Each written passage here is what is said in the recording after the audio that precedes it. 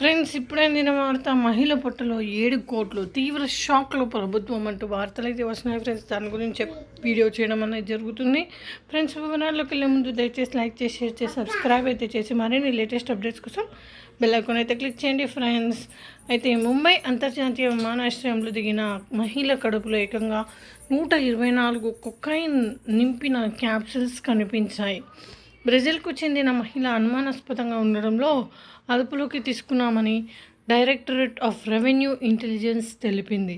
భారతదేశంలో స్మగ్లింగ్ కోసం తీసుకొస్తున్న ఈ కొకైన్ ధర 9.73 కోట్లుగా అంచనా వేశారు.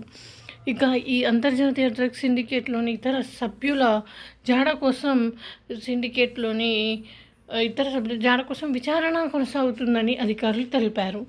సావో పాలో నుండి దిగిన ఆ మహిళను అడ్డగించారని డిఆర్ఐ ముంబై జోనల్ యూనిట్ అధికారి తెలిపారు. డ్రగ్స్తో ఉన్న క్యాప్సూల్ను తన శరీరంలో తీసుకుని భారత్లోకి వచ్చిన మహిళ అంగీకరించింది. ఆమెను మెజిస్ట్రేట్ ముందు హాజరుపరచగా తర్వాత జేజే ఆసుపత్రిలో చేర్చారు. ఆమె అక్రమ మార్కెట్లో 9.73 కోట్ల రూపాయల విలువైన 973 గ్రాముల కొకైన్ను కలిగి ఉన్న 124 క్యాప్సూల్స్ను మింగేసిందని అధికారి తెలిపారు. ప్రయాణికురాల్ని అరెస్టు చేశారు. ఆమెకు సహాయం చేసిన అంతర్జాతీయ డ్రగ్స్ సిండికేట్ ఇతర సభ్యులు కనుగొనడానికి తదుపరి విచారణ